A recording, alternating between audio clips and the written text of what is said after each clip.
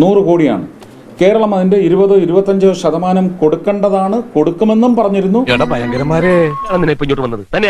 ഒരു ദൈവ വിളി ഉണ്ടായി. എന്താ ഇനി പറ, ഞാൻ കേക്കട്ടെ. പക്ഷേ നിവർത്തിയില്ല എന്ന് പറഞ്ഞ് മുഖ്യമന്ത്രി കത്തയച്ച കാര്യവും അദ്ദേഹം പാർലമെന്റിൽ ഓൺ റെക്കോർഡ് പറഞ്ഞിട്ടുണ്ട്. ഗജനാവിൽ ഇന്നാള് ഞാൻ കൈയിട്ട് നോക്കിയപ്പോഴേ കാലി കേൾക്കണോ? അല്ല, അദ്ദേഹം പാർലമെന്റിൽ കള്ളം പറയില്ലല്ലോ. പാർലമെന്റിൽ കള്ളം പറഞ്ഞ നിങ്ങൾക്ക് അതിന് നോട്ടീസ് കൊടുത്തൂടെ? നോട്ടീസ് കൊടുത്ത് അദ്ദേഹത്തെ രാജിവെപ്പിച്ചൂടെ? ചോദിക്കും.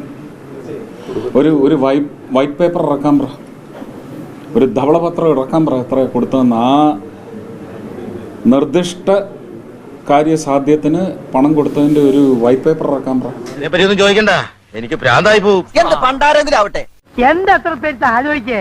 നിങ്ങൾ വേണ്ടെങ്കിൽ പറ്റില്ലെന്ന് പറയും. അങ്ങ് ഏത് ചാനലാ? കൊറേ നേരമായല്ലോ നീ കിടന്ന് ഉണ്ടാൻ തുടങ്ങിയിട്ട്. എന്റെ അമ്മേ, എന്നെ കൊണ്ട് തോറ്റു.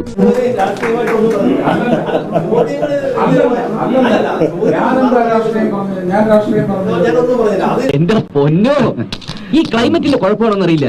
നീ ഈടെയായിട്ട് വളരെ ഇന്റലിജന്റ് ആയിട്ട് സംസാരിക്കുന്നു. അതെയോ, താങ്ക് യു, വെൽക്കം.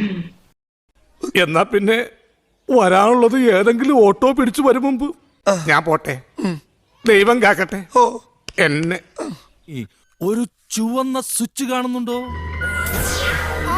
കാണുന്നുണ്ട്. ചുവന്ന സ്വിച്ച് അമർത്തി.